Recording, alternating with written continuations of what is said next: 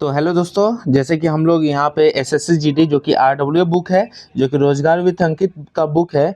रोजगार with Ankit sir का book है और ये एसएससी जीडी 2025, 2024, 2023, 2021 और 2019 ये सभी प्रश्न जितना भी मतलब इन सभी परीक्षा का जो शिफ्ट वाइज है और इन प्रश्नों का व्याख्या सहित इसमें दिया हुआ है।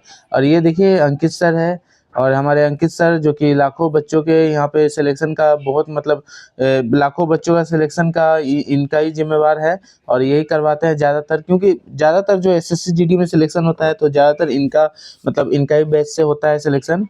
और ये देखिए लेखक लेखक जो है वो आरडब्ल्यू टीम है और अंकित भाटी सर का एक प्यारा सा फोटो लगा हुआ है, आप लोग देख सकते हैं। और यहाँ पे हम लोग अभी 220 क्वेश्चन कंप्लीट कर चुके हैं, जो कि अंकित सर का यहाँ पे इस बुक का जो कि हिस्ट्री में हम लोग लगे हुए हैं और हिस्ट्री कंप्लीट कर चुके हैं 220 क्वेश्चन। और शायद टोटल क्वेश्चन इसमें दिया हुआ है 300 कुछ। तो चलिए हम लोग 220 क्वेश्चन पे चलते हैं। तो दोस्तों हम लोग यहाँ पे 220 क्वेश्चन पे आ चुके हैं, जो कि आप लोग यहाँ पे देख सकते हैं 220 क्वेश्चन, जो कि 220 में है 1917 में सरोजिनी नायडू ने किस महिला संगठन की स्थापना की थी। तो इसका आंसर हो जाएगा बी का, जो कि इसका ऑप्शन बी हो जाएगा, जो कि महिला भारत संघ यहाँ पे हो जाएगा। तो भारत स्त्री महामंडल जो कि 1910 में सरलाबाई देवी चौधरानी और अखिल भारतीय महिला सम्मेलन जो कि 1927 में मार्गरेट कंजिस ने। और इसका बाद नोट यहाँ पे भारतीय स्त्री महामंडल की प्रथम बैठक वर्ष 1910 में हुआ था और इलाहाबाद में हुआ था और वर्तमान प्रयागराज में हुआ था। तो 221 देख लेते हैं। समाज सुधारक राजा राममोहन रॉय ने भारत में किस सामाजिक धर्म के सुधार आंदोलन से संबंधित है। तो इसका आंसर हो जाएगा ब्रह्म समाज, जो कि समाज सुधारक राजा राममोहन रॉय भारत में ब्रह्म समाज सामाजिक व धार्मिक सुधार आंदोलन से संबंधित है। आर्य समाज का स्थापना वर्ष 1875 में स्वामी दयानंद सरस्वती ने किया था। और थियोसोफिकल सोसाइटी जो कि स्थापना वर्ष 1875 जो कि मैडम हेलेना पेट्रोवेना ने ब्लावास्की तथा कर्नल की हेनरी स्थली में अल्काटंक संस्थापक किया था। तो क्वेश्चन में 222, दलितों के अधिकारों को बढ़ावा देने के लिए बी.आर. अम्बेडकर ने कौन सा संगठन बनाया। तो इसका आंसर हो जाएगा बहिष्कृत हितकारिणी सभा। तो इसका डी हो जाएगा आंसर। तो इसका बहिष्कृत हितकारिणी सभा यहाँ इसका आंसर हो जाएगा। तो क्वेश्चन नंबर 223, और इसका और भी फैक्ट देख लेते हैं। सोशल सर्विस लीग जो कि 1911 में नारायण मल्हाकर जोशी ने किया था। और बहिष्कृत हितकारिणी सभा जो कि यहाँ पे 1922 में डॉक्टर बी.आर. अम्बेडकर ने किया था। और हरिजन सेवक समाज जो कि 1932 में महात्मा गांधी ने किया था। और यहाँ पे देखिए यहाँ पे 223, बारदोली सत्याग्रह निम्नलिखित में से किस वर्ष हुआ था। तो इसका आंसर रहेगा 1928, जो कि ए में है, ऑप्शन ए। और चौरी चौरा कांड जो कि 1922 में है। कानपुर षड्यंत्र केस जो कि वर्ष 1924 में हुआ था। और हिंदुस्तान रिपब्लिकन एसोसिएशन का गठन वर्ष 1924 में हुआ था। और सैंडर्स की हत्या वर्ष 1928 में हुआ था। तो इसको और एक बार देख लेते हैं। और हिंदुस्तान सोशलिस्ट रिपब्लिक एसोसिएशन का गठन वर्ष 1928 में हुआ था। तो और एक बार देख लेते हैं। चौरी चौरा का कांड यहाँ पर देख लेते हैं, रुकिए। तो यहाँ पे चौरी चौरा का यहाँ पे देखिए, चौरी चौरा कांड का वर्ष 1922 में हुआ था। और कानपुर षड्यंत्र केस वर्ष 1924 में हुआ था। हिंदुस्तान रिपब्लिकन एसोसिएशन का गठन वर्ष 1924 में हुआ था। और सैंडर्स की हत्या जो कि वर्ष 1928 में हुआ था। हिंदुस्तान सोशलिस्ट रिपब्लिक एसोसिएशन का गठन 1928 में हुआ था। तो ये यहाँ पे देख लेते हैं। उसके बाद क्वेश्चन नंबर 224, जलियांवाला बाग हत्याकांड की जानकारी मिलने पर किसने अपनी नाइटहुड की उपाधि त्याग दी। तो इसका आंसर हो जाएगा यहाँ पे क्वेश्चन नंबर 24 का आंसर हो जाएगा यहाँ पे देखिए रविंद्रनाथ टैगोर, जो कि रविंद्रनाथ टैगोर को नाइटहुड का टैग मिला था। तो इन्होंने अपना नाइटहुड का मतलब टैग को खत्म कर दिया था। तो टैग को खत्म कर दिया जो कि ब्रिटिश का द्वारा यहाँ पे मिला हुआ था। तो ये इसको हम समझ चुके हैं हम लोग। और भी यहाँ पे एक्स्ट्रा फैक्ट, जलियांवाला बाग हत्याकांड के विरोध में रविंद्रनाथ टैगोर ने अपनी नाइटहुड तथा महात्मा गांधी ने केसरे हिंद का उपाधि त्याग दी। मतलब ये जो मिला था, जो टैग मिला था वो उन्होंने वापस कर दिया। और उसके बाद निम्नलिखित में से तो निम्नलिखित में से किसने 1993 में शिकागो विश्व धर्म संसद को संबोधित किया था? तो ये देखिए यहाँ पे SSCGD 2024 में पूछा गया ये, और इसका आंसर हो जाएगा यहाँ पे स्वामी दयानंद सरस्वती, जो कि ऑप्शन ए है। तो इसका आंसर हो जाएगा ए ऑप्शन, स्वामी विवेकानंद। तो यहाँ पे इसका आंसर हो जाएगा। तो यहाँ पे देखिए स्वामी विवेकानंद से संबंधित महत्वपूर्ण तथ्य देख लेते हैं। स्वामी विवेकानंद के बचपन का नाम नरेंद्रनाथ दत्त था, और स्वामी विवेकानंद के गुरु रामकृष्ण परमहंस थे। और सितंबर 1993 में अमेरिका के शिकागो शहर में आयोजित प्रथम विश्व धर्म सम्मेलन, जो कि पार्लियामेंट ऑफ वर्ल्ड्स रिलीजियस में भारत का नेतृत्व किया था। तो इसका आंसर ये हो जाएगा। और यहाँ पे क्वेश्चन में 226, 8 अप्रैल 1929 को भगत सिंह के बीके दत्त ने डैश में बम फेंका था। जैसे कि उनके पत्रक में बताया गया कि घटना का उद्देश्य हत्या करना नहीं था, बल्कि बहरों को सुनाना था। तो इसका आंसर हो जाएगा यहाँ पे 226 का आंसर यहाँ पे देख लेते हैं। तो इसका आंसर हो जाएगा सेंट्रल लेजिस्लेटिव असेंबली, जो कि यहाँ पे central legislative assembly option D में है। ऑप्शन डी में है तो सेंट्रल लेजिस्लेटिव असेंबली। और इसका कुछ अन्य फैक्ट देख लेते हैं। सेंट्रल लेजिस्लेटिव असेंबली बम कांड, जो कि 8 अप्रैल को 1929 को हुआ था। सेंट्रल लेजिस्लेटिव असेंबली बम कांड 8 अप्रैल 1929 को हुआ था। और इसका पार्टी का नाम पूरा था हिंदुस्तान सोशलिस्ट रिपब्लिक एसोसिएशन, जो कि HSRA शॉर्ट फॉर्म में बोल दिया जाता है। और HSRA के 2 सदस्य, जो कि भगत सिंह और बटुकेश्वर दत्त ने केंद्रीय विधानसभा दिल्ली में ट्रेड डिस्प्यूट बिल तथा सेफ्टी बिल पर बहस के दौरान बम फेंका था। तो इसको आप समझ चुके होंगे। तो क्वेश्चन नंबर 27 देख लेते हैं। भारत के तत्कालीन वायसरॉय, जो कि 1876 से 80 तक शासित लॉर्ड लिटन द्वारा प्रस्तावित इस अधिनियम का उद्देश्य स्थानीय प्रेस का ब्रिटिश नीतियों का आलोचना व्यक्त करने से रोकना था। विशेष रूप से इस विरोध को जो दूसरे देश, जो कि 1878 से 80 तक की शुरुआत के साथ बढ़ गया था। तो इसका आंसर हो जाएगा यहाँ पे देखिए। तो इसका आंसर हो जाएगा अंग्ल अफगान युद्ध, जो कि अंग्ल अफगान युद्ध हो जाएगा ऑप्शन डी। तो इसका कुछ अन्य फैक्ट हम लोग देख लेते हैं। तो यहाँ पे देखिए, प्रथम अंग्लो अफगान युद्ध की अवधि, जो कि 1839 से 42 ईस्वी तक था। द्वितीय अंग्लो अफगान की युद्ध उसमें 1878 से 80 तक हुआ था। और वायसरॉय लिटन से संबंधित महत्वपूर्ण तथ्य, और इसको और एक बार देख लेते हैं। प्रथम अंग्लो अफगान युद्ध की अवधि 1839 से 42 तक था। द्वितीय अंग्लो अफगान की युद्ध 1878 से 80 तक था। और यहाँ पे देखिए वायसरॉय लिटन से संबंधित महत्वपूर्ण तथ्य, जो कि वायसरॉय लिटन के कार्यकाल की अवधि 1876 से 1880 तक था। और वर्नाक्युलर प्रेस अधिनियम एक्ट 1878 को पारित हुआ था। तो यहाँ पे और भी देख लेते हैं हम लोग।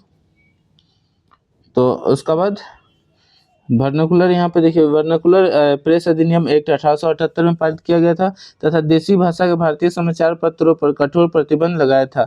तो प्रथम दिल्ली दरबार 1877 आयोजित हुआ था। भारतीय राष्ट्रीय अधिनियम, जो कि यहाँ पे शस्त्र अधिनियम, जो कि यहाँ पे 1878 में पारित हुआ था। तो इसका आंसर हो जाएगा ये, जो कि आप एक्सप्लेनेशन। तो क्वेश्चन नंबर 228, लॉर्ड हार्डिंग की हत्या का प्रयास किस क्रांतिकारी नेता ने किया था? तो इसका आंसर हो जाएगा रासबिहारी बोस, जो कि यहाँ पे ऑप्शन सी में दिया हुआ है।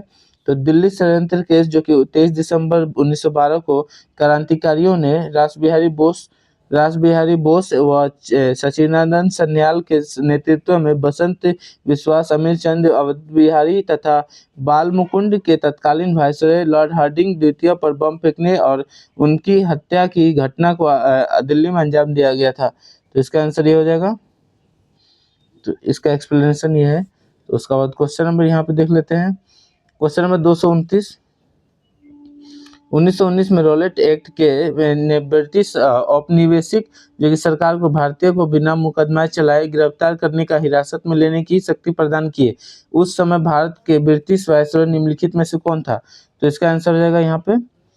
तो इसका आंसर हो जाएगा लॉर्ड चेम्सफोर्ड, जो कि इसका लॉर्ड चेम्सफोर्ड इसका आंसर हो जाएगा डी में है। तो वायसरॉय चेम्सफोर्ड से संबंधित महत्वपूर्ण तथ्य देख लेते हैं।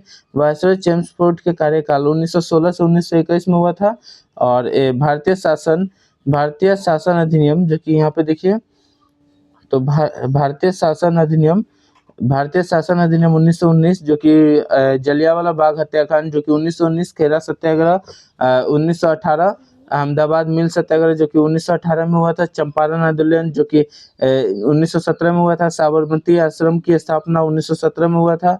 और इन्हीं सब आदि घटनाओं को इन्हीं के कार्यकाल के दौरान घटित हुई। तो किनका कार्यकाल, तो यहाँ पे और एक बार हम लोग देख लेते हैं। तो किनका कार्यकाल, तो वायसरॉय चेम्सफोर्ड। तो वायसरॉय चेम्सफोर्ड के मतलब अधिकारित में, जैसे कि वायसरॉय चेम्सफोर्ड जब यहाँ पे थे तभी मतलब वायसरॉय चेम्सफोर्ड जो यहाँ पे कौन थे, तो ये यहाँ पे देखिए यहाँ पे कौन थे, तो ये वायसरॉय थे जो कि लॉर्ड चेम्सफोर्ड वायसरॉय थे। और इनका जो वायसरॉय जो है, तो इनके ही टाइम में, तो यहाँ पे देखिए अलग अलग चीज़ हुआ था, जो कि यहाँ पे रुकिए 1 मिनट। तो यहाँ पे इनका ही शासन काल में जो कि जो कि वायसरॉय थे जो कि वायसरॉय चेम्सफोर्ड, तो यहाँ पे भारत शासन अधिनियम जो कि 1919 में, बाघ हत्याकांड जो कि 1919 में, खेरा सत्याग्रह जो कि यहाँ पे ये सभी हुआ था। भारत में वर्नाकुलर प्रेस अधिनियम किस वर्ष पारित किया गया था, तो इसका आंसर हो जाएगा 1878, जो अभी हम लोग थोड़ा देर पहले पढ़े थे। तो और एक बार कुछ यहाँ पे देख लेते हैं, जो कि वर्नाकुलर प्रेस अधिनियम वर्ष 1818 में लिटन के कार्यकाल में पारित हुआ था। वर्नाकुलर प्रेस अधिनियम वर्ष 1882 में रिपन के कार्यकाल में रद्द हुआ था। तो देखिए कितना साल चला, तो इधर 2 साल और इधर 2 साल, 4 साल टोटल यहाँ पे चल गया। तो वर्नाकुलर जो ये है 4 साल चल चुका है। तो यहाँ पे 231 क्वेश्चन नंबर देख लेते हैं। निम्नलिखित में से कौन सा अधिनियम राजनीतिक कैदियों को बिना मुकदमा चलाए 2 साल तक हिरासत में रखने का अनुमति देता है, तो इसका आंसर क्या हो जाएगा, तो इसका आंसर हो जाएगा बी, जो कि रोलेट एक्ट होगा। यहाँ पे रोलेट एक्ट जो कि बी में होगा।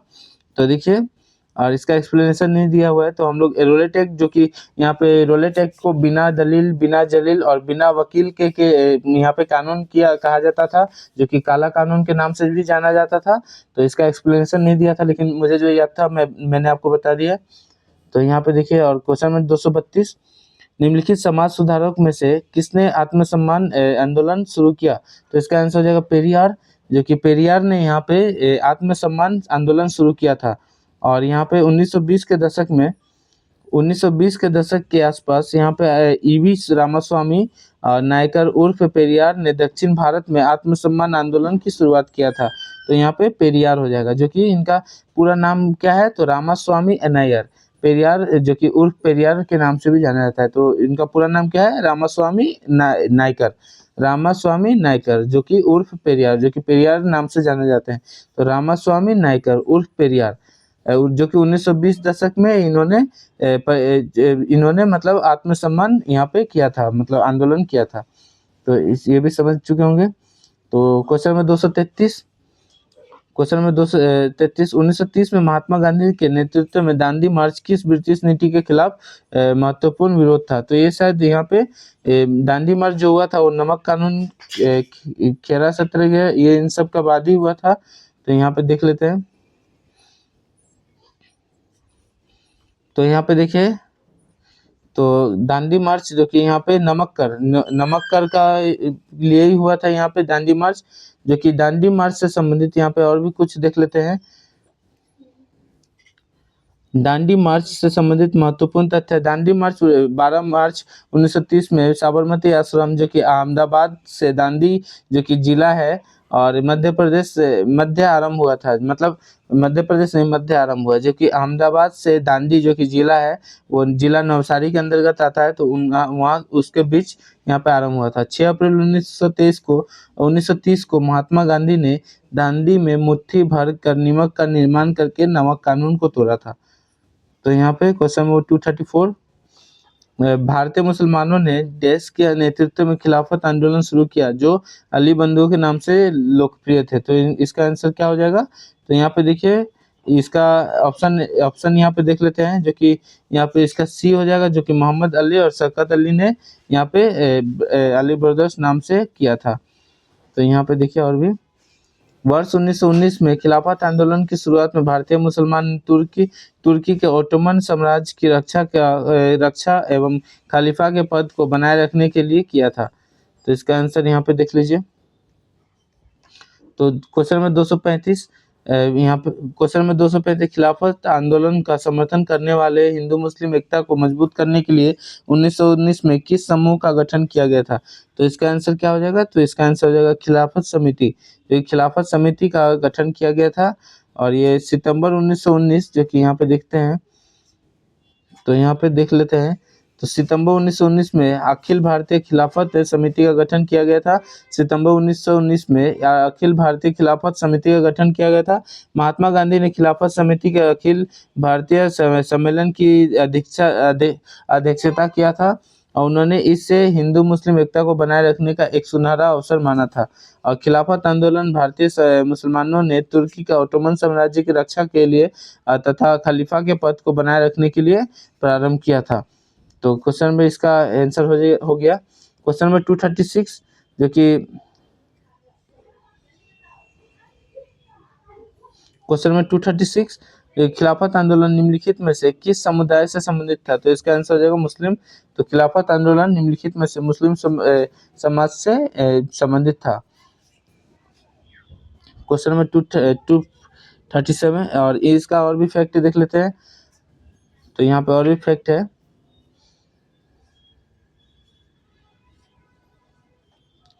तो यहाँ पे और भी फैक्ट है, देखिए यहाँ पे। तो भारत के मुसलमान तुर्की के सुल्तान को इस्लाम के खलीफा मानते थे। प्रथम विश्व युद्ध के पश्चात भारत में ब्रिटेन ने तुर्की का विभाजन करने का निश्चय किया था। तो भारत के मुसलमान नाराज हो गए थे एवं उन्होंने खिलाफत आंदोलन प्रारंभ किया। तो इसका आंसर ये हो जाएगा। और यहाँ पे देखिए खिलाफत आंदोलन प्रारंभ करने का श्रेय मुख्यतः शौकत अली एवं मोहम्मद अली को दिया जाता है और 17 अक्टूबर 1919 को खिलाफत दिवस के रूप में मनाया जाता है। और खिलाफत आंदोलन के दौरान हकीम अजमल खान ने हाजी कुल मुल्क की पदवी त्याग दिया था। तो इसका आंसर ये हो जाएगा। क्वेश्चन नंबर 237 भारत में आर्म्स एक्ट किस वर्ष पारित किया गया था? तो इसका आंसर हो जाएगा 1978। भारत में आर्म्स एक्ट 1978 में पारित किया गया था, जो कि मतलब इसमें इस पारित में क्या हुआ था? तो इसमें सभी को लाइसेंस नहीं मिलता था 1978 में, क्योंकि इसमें मतलब जो सैन्य से रिलेटेड थे, जो पुलिस से रिलेटेड थे, बस उन्हीं को यहाँ पे आर्म्स एक्ट के तहत उन्हीं को गन मिलता था। और जिनको मतलब सुरक्षा मतलब अपना जान का सुरक्षा करना था उन्हीं को मिलता था, जो कि मतलब जांच पड़ताल करके इनको मतलब सभी को यहाँ पे आर्म्स नहीं मिलता था। तो ये कानून यही था। तो क्वेश्चन नंबर 238 भारत के प्रथम कन्या विद्यालय की स्थापना निम्नलिखित में से किसने की थी? तो इसका आंसर हो जाएगा यहाँ पे सावित्रीबाई फुले ने प्रथम कन्या विश्वविद्यालय का स्थापना किया था। और इनके कुछ अन्य फैक्ट देख लेते हैं। तो सावित्रीबाई फुले ने भारत की प्रथम महिला शिक्षिका एवं समाज सुधारक के रूप में प्रसिद्ध है। और प्रथम कन्या विद्यालय जो की स्थापना वर्ष 1848 में पुणे महाराष्ट्र में हुआ था। तो क्वेश्चन नंबर 239 खुदाई खिदमतगार के संस्थापक कौन थे? तो इसका आंसर हो जाएगा खान अब्दुल गफ्फार खान, जो कि यहाँ पे और ये सीमांत गांधी के नाम से भी जाने जाते हैं। तो यहाँ पे खुदाई खिदमतगार जो कि खान अब्दुल गफ्फार खान के थ्रू मतलब यहाँ पे हुआ था। तो खान अब्दुल गफ्फार खान सीमांत गांधी या फ्रंटियर गांधी के नाम से भी प्रसिद्ध थे। और खुदाई खिदमतगार संगठन का अन्य नाम लाल कुर्ती दल भी था। खुदाई खिदमतगार का अन्य नाम लाल कुर्ती दल भी था। तो क्वेश्चन नंबर 240 यहाँ पर देख लेते हैं। विलय नीति गवर्नर जनरल देश के द्वारा तैयार किया गया था। तो इसका आंसर हो जाएगा लॉर्ड डलहौजी। विलय नीति गवर्नर जनरल द्वारा तैयार किया गया था। तो इसका विलय नीति गवर्नर जनरल देश द्वारा तैयार किया गया था। तो इसका गवर्नर जनरल लॉर्ड डलहौजी के द्वारा तैयार किया गया था। गवर्नर जनरल लॉर्ड डलहौजी का द्वारा तैयार किया गया था। तो लॉर्ड डलहौजी से संबंधित महत्वपूर्ण तथ्य गवर्नर जनरल के रूप में कार्यकाल की अवधि 1848 से 1856 ईस्वी तक था। तो यहाँ पे और भी फैक्ट देख लेते हैं। और यहाँ पे देखिए विलय नीति का अंतर्गत सर्वप्रथम सतारा राज्य जो कि वर्ष 1848 का विलय हुआ। विलय नीति के अंतर्गत सर्वप्रथम सतारा राज्य जो कि वर्ष 1848 में विलय हुआ। विधवा पुनर्विवाह अधिनियम वर्ष 1856 में मसौदा बनाया, जो कि विधवा पुनर्विवाह अधिनियम वर्ष 1856 का मसौदा बनाया। और डाकघर अधिनियम जो कि वर्ष 1854 एवं चार्ल्स वुड की शिक्षा नीति वर्ष 1854 से संबंधित है। तो ये भी आप समझ गए होंगे। तो क्वेश्चन नंबर 241, 1857 के विरोध के दौरान ब्रिटिश गवर्नर जनरल कौन था? तो इसका आंसर हो जाएगा लॉर्ड कनिंग। 1857 के विद्रोह के दौरान British governor general Lord cunning था। और यहाँ लॉर्ड कनिंग से संबंधित महत्वपूर्ण तथ्य देख लेते हैं। लॉर्ड कनिंग से संबंधित महत्वपूर्ण तथ्य, भारत का प्रथम वायसरॉय तथा अंतिम गवर्नर जनरल था लॉर्ड कनिंग। भारत का प्रथम वायसरॉय तथा अंतिम गवर्नर जनरल लॉर्ड कनिंग था। वायसरॉय एवं गवर्नर जनरल के रूप में कार्यकाल जो कि वर्ष 1856 से 1862 तक था। और विधवा पुनर्विवाह अधिनियम 1956 को लागू हुआ था। और यहाँ पे और बाकी जो यहाँ पे है, तो वर्ष 1858 में मुंबई, कोलकाता एवं मद्रास में 3 नए विश्वविद्यालय की स्थापना किया गया था। भारतीय परिषद अधिनियम 1861 लागू किया गया था। पोर्टफोलियो प्रणाली की शुरुआत भी किया गया था। तो question number 242, question number 242, Jallianwala Bagh नरसंहार 1919 में अमृतसर में किस नीति या अधिनियम के दौरान हुआ था, जिसमें अंग्रेज को मुकदमा चलाए बिना भारतीय को गिरफ्तार करने का और जेल डालने में अनुमति था? तो इसका आंसर हो जाएगा यहाँ पे रोलेट एक्ट, जो कि मैंने आपको बताया था। ये बिना दलील, बिना जलील और बिना वकील के मतलब यहाँ पे रूल था। और ये काला कानून के तहत भी जाना गया था। तो हम लोग यहाँ पे लगभग 22 क्वेश्चन कंप्लीट कर चुके हैं। आशा करता हूँ ये आपको वीडियो अच्छा लगा होगा। वीडियो अगर अच्छा लगा है तो वीडियो को लाइक करें, चैनल को सब्सक्राइब करें। और फिर मिलते हैं हम लोग अगली वीडियो में। तो और ऐसे ही और भी हम लोग SSC-GD का जो RWA बुक है, तो वो RWA बुक का हम लोग सारा टॉपिक क्लियर करेंगे। और सारा जो भी टॉपिक बचा हुआ है वो हम लोग सारा इसमें कंप्लीट करेंगे। और अभी हिस्ट्री चल रहा है। अभी हिस्ट्री का क्वेश्चन चल रहा है जो कि RWA बुक का है। और ये RWA बुक से हम लोग हिस्ट्री कर रहे हैं अभी। और इसके बाद हिस्ट्री के बाद शायद पॉलिटी स्टार्ट करेंगे। और ये मतलब लगभग टोटल पेज है इसमें 235 पेज है टोटल। और अभी हम लोग कितना पेज कंप्लीट हो गया, रुकिए 1 मिनट। तो अभी हम लोग का यहाँ पे अभी हम लोग देखते हैं, तो अभी हम लोग का 25 पेज कंप्लीट हो चुका है। तो 225 टोटल पेज कंप्लीट हो चुका है। और अभी 235 हम लोग को करना है। तो और हम लोग को 210 पेज कंप्लीट करना है, जो कि हो जाएगा। तो फिर मिलता है अगली वीडियो में। तब तक इस चैनल को सब्सक्राइब करें। जय हिंद।